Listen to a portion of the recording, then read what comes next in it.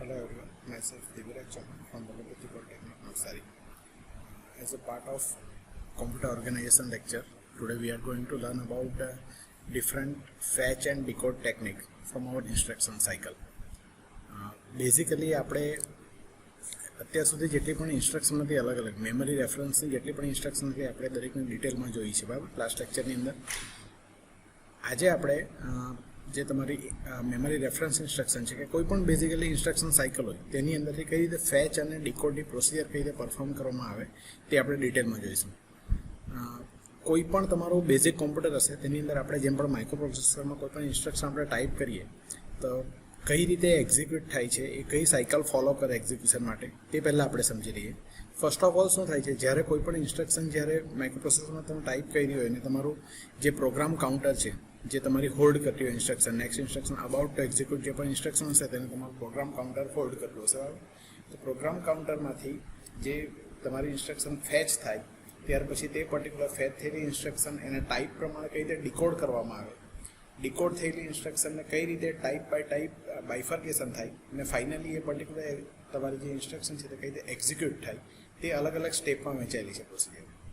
આપણા જે સિલેબસ પ્રમાણે આપણે જોવાનું છે આપણે ફર્સ્ટ ઓફ ઓલ આપણે જોઈશું fetch and decode phase of the memory reference instruction.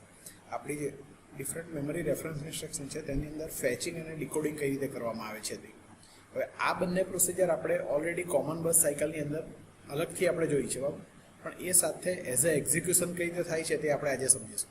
તો પહેલો જે સ્ટેપ છે તમારી જે ફેચ એન્ડ ડિકોડ ફેઝનો, first of all what is going to happen? First of all, it will fetch the instruction from memory. મેમરીમાંથી પહેલાં ઇન્સ્ટ્રક્શનને fetch કરવામાં આવશે બરાબર. ત્યાર પછી તમારી ફેચ કરેલી ઇન્સ્ટ્રક્શનને ડિકોડ કરવામાં આવશે બાય યુઝિંગ ધ રિલેવન્ટ ડિકોડર. જે પણ તમારું જે રીતના તમારા ઇનપુટ હશે, તમને જે લાસ્ટ ટાઈમ મેં ફોર્મ્યુલા આપેલા છે 2:n પ્રમાણે તમારા જેટલા પણ ઇનપુટ થતા હશે તે ઇનપુટ પ્રમાણે એનો રિલેવન્ટ ડિકોડર ડિઝાઇન કરવામાં આવશે. જેમ કે 3 ઇનપુટ હશે તો 2:n કેટલા થાય 8 બરાબર. દેટ મીન્સ 3/8નો ડિકોડરનો યુઝ કરશું આપણે શાના માટે, એ ઇન્સ્ટ્રક્શનને ડિકોડ કરવા માટે બરાબર. જે ઓપકોડમાંથી ફેચ કરાવેલી ઇન્સ્ટ્રક્શન છે તેને એના રિલેવન્ટ ડિકોડરનો યુઝ કરીને આપણે એને ડિકોડ કરીશું સેકન્ડ સ્ટેપની અંદર. ફર્સ્ટમાં આપણે ફેચ કર્યું, સેકન્ડમાં આપણે ડિકોડ કરીશું. થર્ડમાં શું થશે, થર્ડમાં પહેલાં એ આઈડેન્ટિફાઈ કરશે કે જે પર્ટિક્યુલર એડ્રેસ છે તે ડાયરેક્ટ છે કે ઇનડાયરેક્ટ એડ્રેસ છે. If it is a direct address then no need to do anything. But જો ઇનડાયરેક્ટ એડ્રેસ હશે તો ઇનડાયરેક્ટ એડ્રેસના કેસમાં શું હશે, it will read the effective address from the memory. પહેલાં એ તમારી જે મેમરી છે તેમાંથી ઇફેક્ટિવ એડ્રેસ રીડ કરશે બરાબર ને ત્યાર પછી એને ટ્રાન્સફર કરશે. અને એટ ધ એન્ડ 4th સ્ટેપમાં શું થશે, એ તમારું જે ડિકોડ થયેલું છે તેને એક્ઝિક્યુશન થશે. That means it will execute the instruction.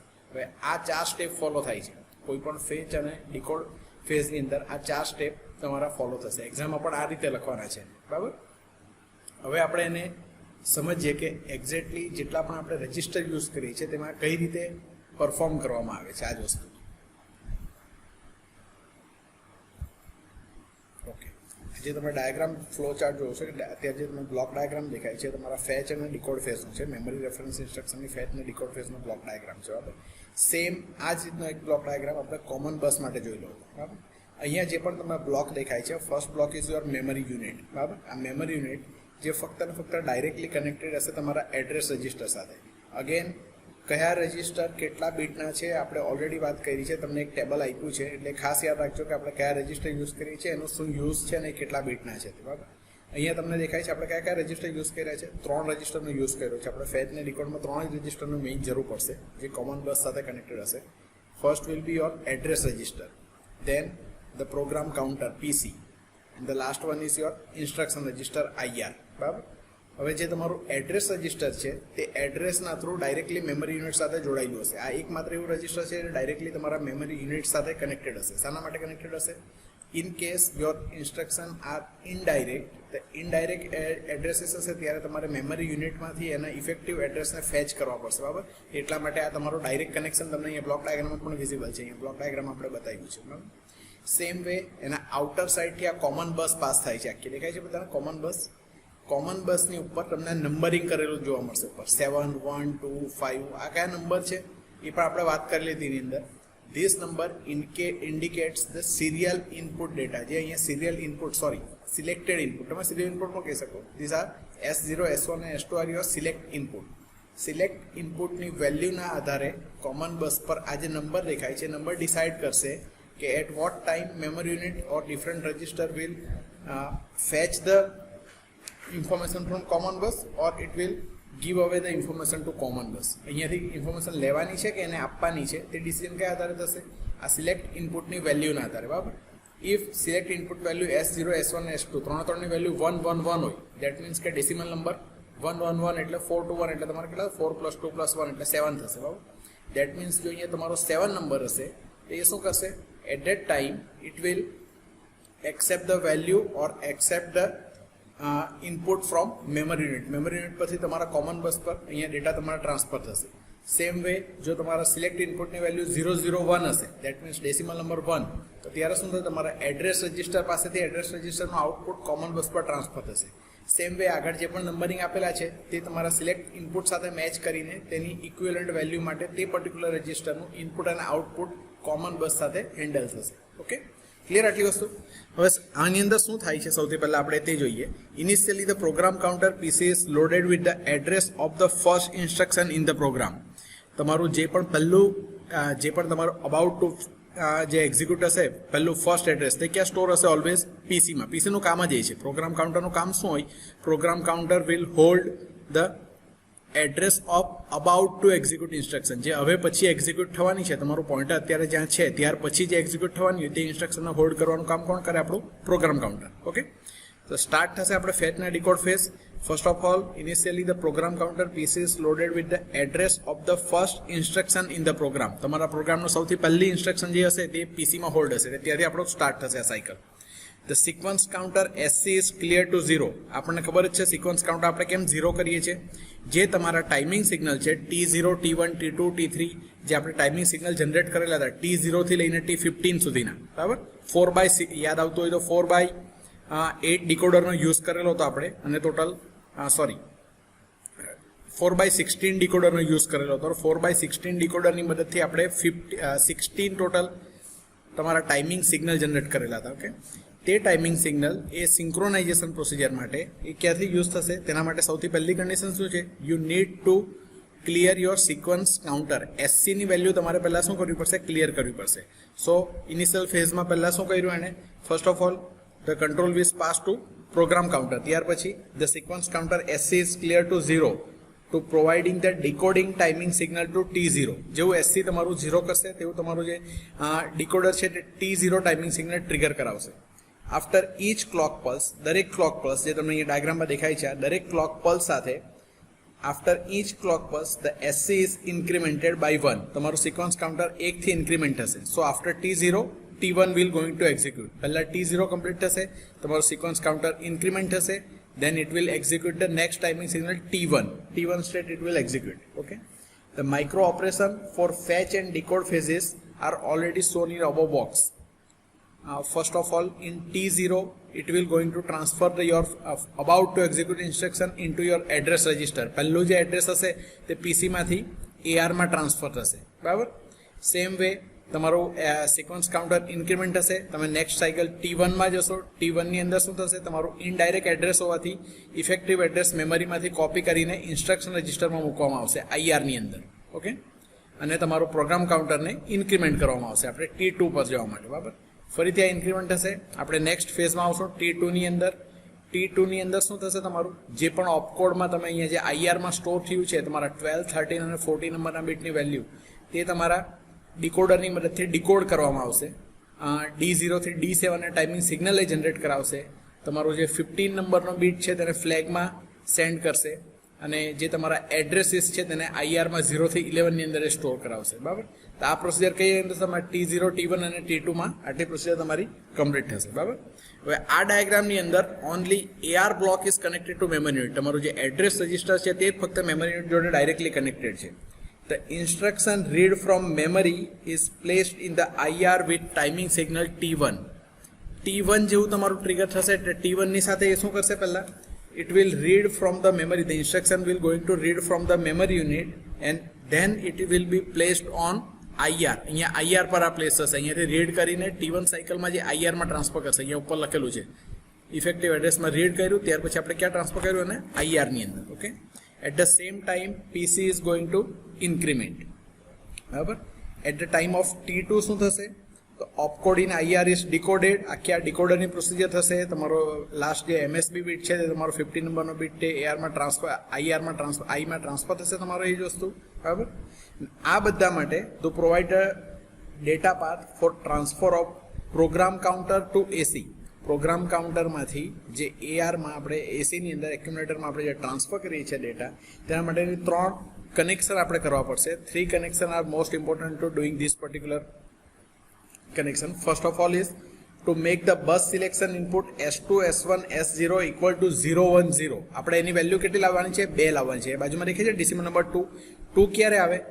2 માટે તમારે શું કરવું પડે? આનું ઇક્વિવેલન્ટ તમારે 0, 1, 0 જોઈએ. 0, 1, 0 મતલબમાં S0, S1 અને S2 ની વેલ્યુમાં તમારે S1 ને અનેબલ કરવું પડશે. મતલબમાં S1 ની વેલ્યુ તમારે 1 કરવી પડે, આ બંનેની 0 રાખવી પડે.